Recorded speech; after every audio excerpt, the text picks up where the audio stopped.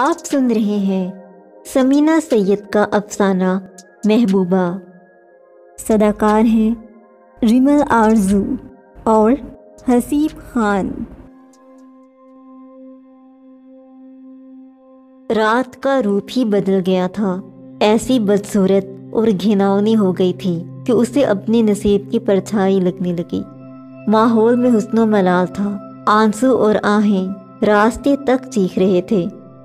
وہ ننگے پاؤں چل رہی تھی، نہ جانے کب سے، اب تو شاید پیروں سے لہو رسنے لگا تھا۔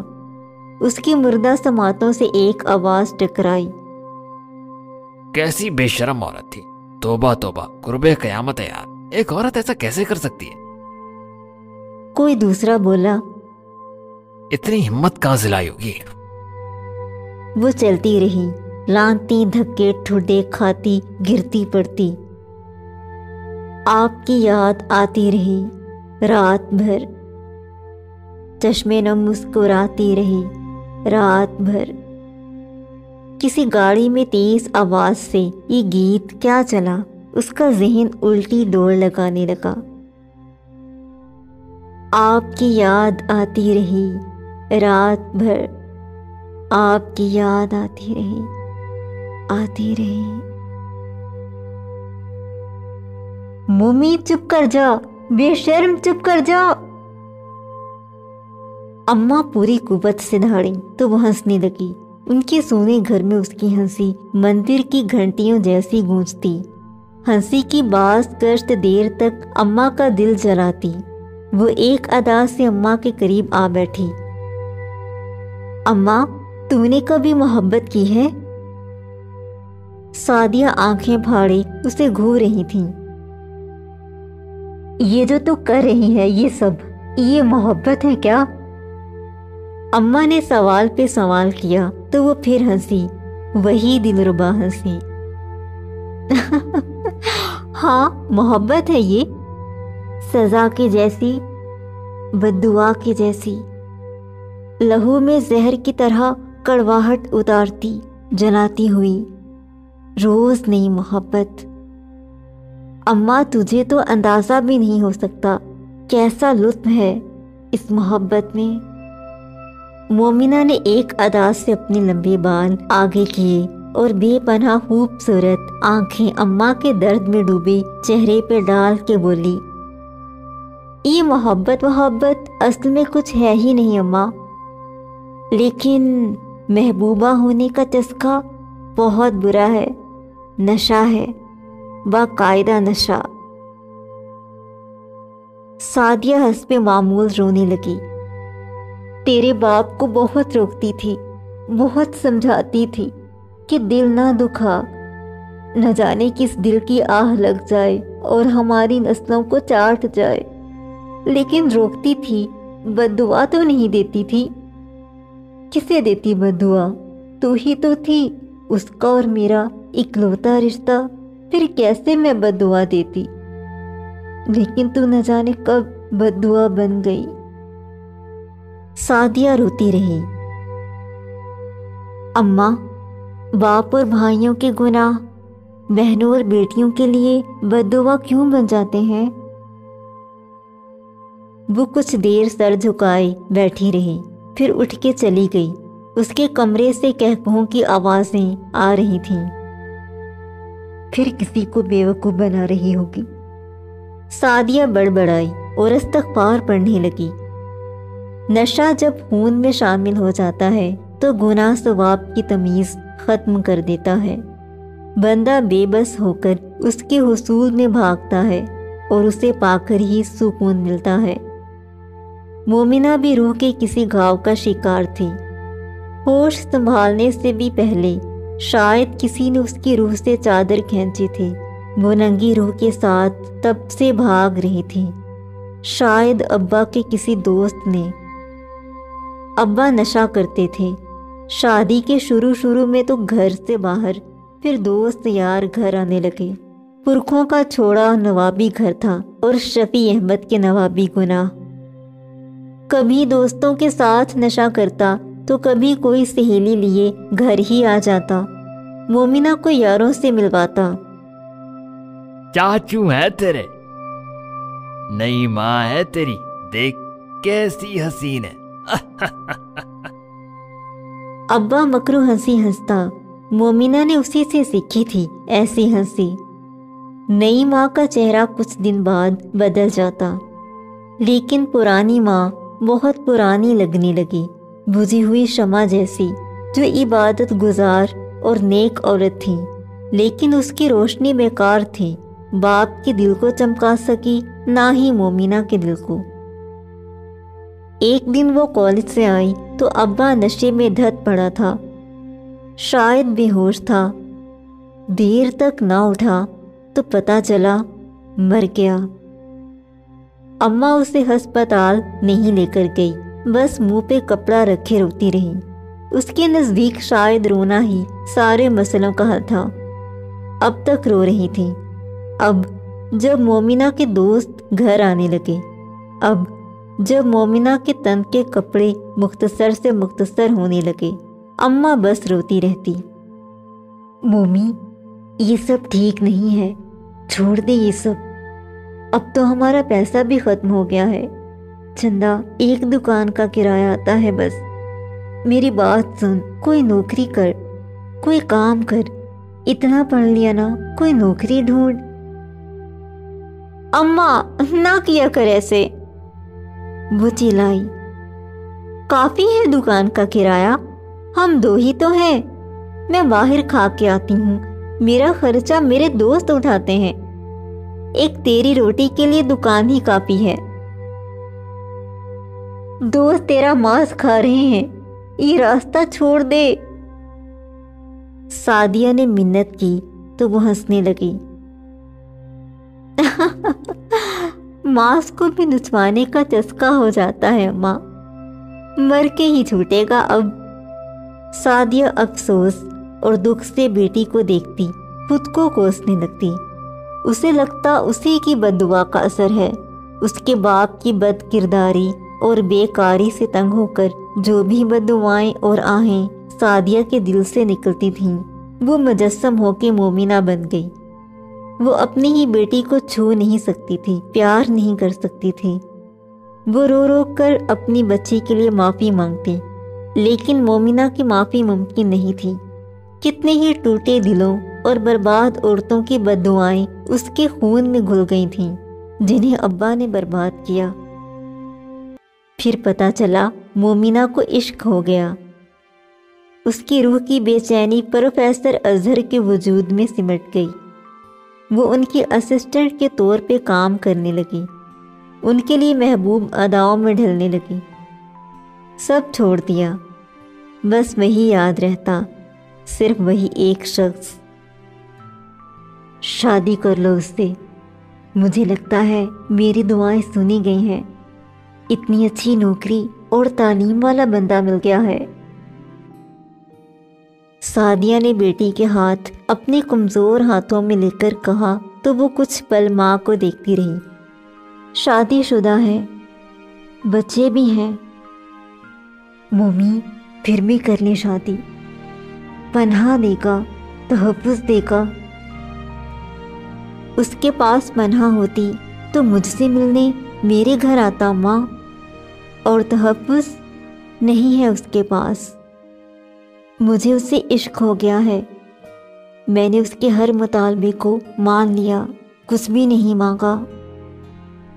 सादिया दहल कर उसे देखने लगी। इधर उधर डोल रही थी तो आपको मसला था।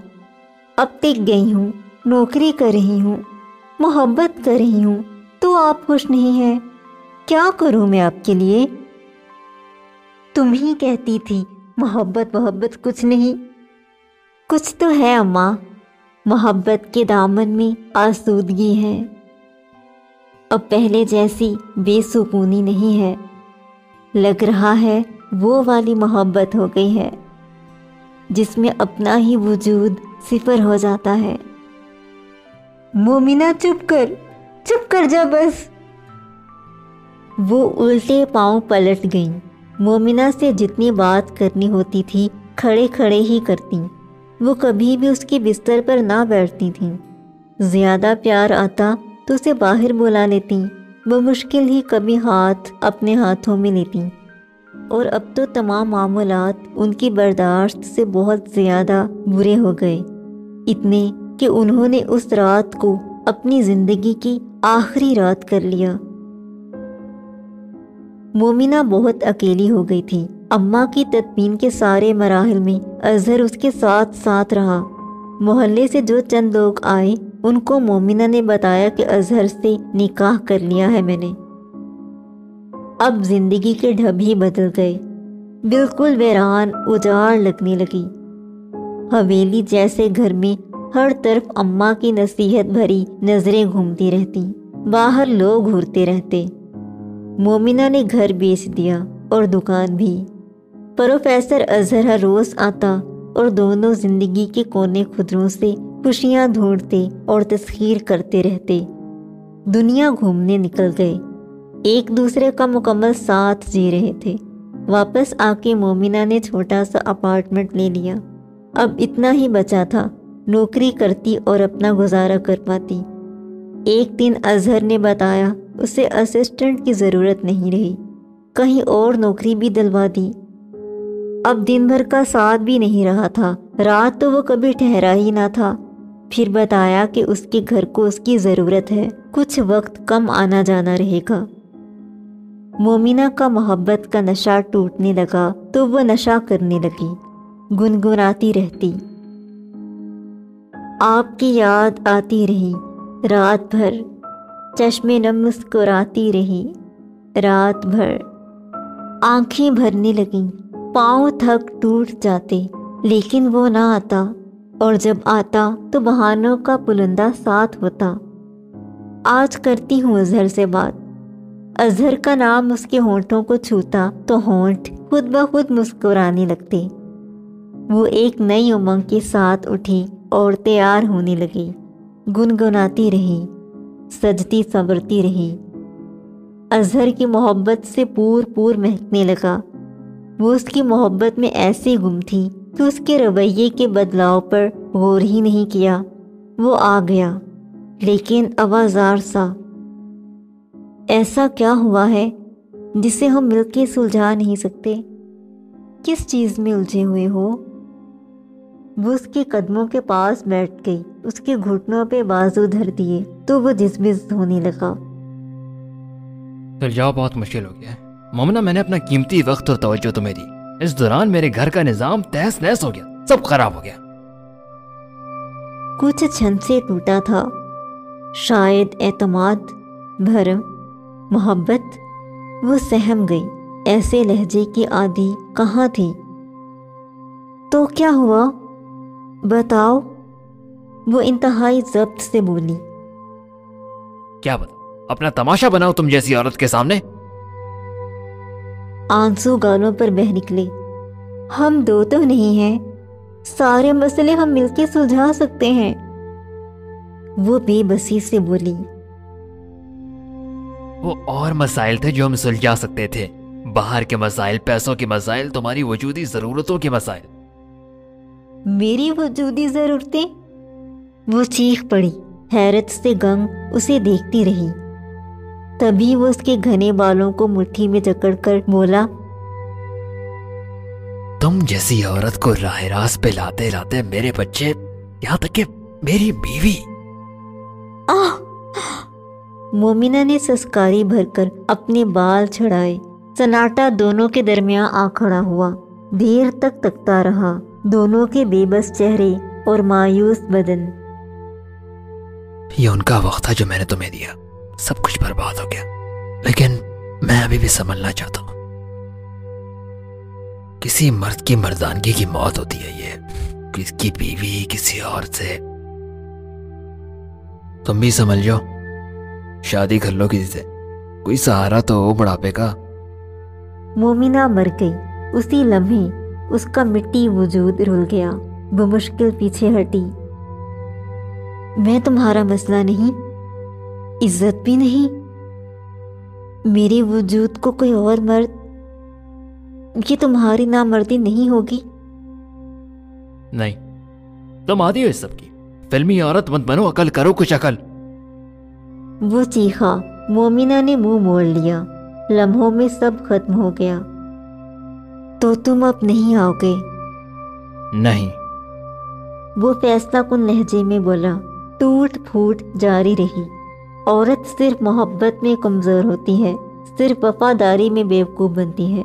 दोनों चुप रहे देर तक। आखिरी बार आए हो? वो बहके से लहजे में बोली और करीब तर होकर उसके गिरेबान के बटन खोलने लगी। फिर उसे धक्का देके बिस्तर पे गिरा दिया। वक्त तो मैंने भी दिया, मोहब्बत भी, तवज्जो भी। वो रूहांसा सा लेटा रहा। चलो ये आखिरी वक्त यादगार बनाते हैं। छोड़ो सब, तुम जीते मैं हारी। फिर पलटी। कुछ खाने पीने को लाती हूँ। वो एक पल के 1000वें हिस्से में इस आखिरी लम्हे के यकीन तक पहुँच गई। बहस क्या करती, जब वो गंदी औरत थी तो अच्छी कैसे बनती। किचन में आके कुछ चीज़ें डिश में तरतीब लगाई। गिलासों को भरते हुए रोती रही। भराई आवाज़ में गुनगुनाती रही। चश्मे नम मुस्कुराती रही रात भर। चश्मे नम मुस्कुराती रही। वो वहीं था बिस्तर पे, कुछ कपड़े उतारे, कुछ पहने हुए था। मोमिना डिश रख के उसके करीब आ गई, उसके ऊपर गिर गई और छुरे से वार करती चली गई। वो संभल नहीं सका। वार ऐसी जगह पे था कि सारी मर्दानगी धरी रह गई। महबूबा, मर्द की इज्जत नहीं होती। वो एक ही फिक्रा चीख रही थी। वो दोहरा होता गालियां बक रहा था। फिर गिर गया, बेदम होने लगा। मोमिना काली चादर खींच के चेहरा छुपाती निकल आई, ताले जंदरे मारे बगैर। ये सब तो वो महबूब की संगत में करती थी, उसे और खुद को छुपाने के लिए, इज्जत से जीने के लिए। चश्मे नम मुस्कुराती रही रात भर। चश्मे नम मुस्कुराती रही। कोई तेज रफ्तार गाड़ी उसने अपनी तरफ बढ़ती देखी थी। नम आंखें चुंधिया गईं। तारीकी फैलती चली गई।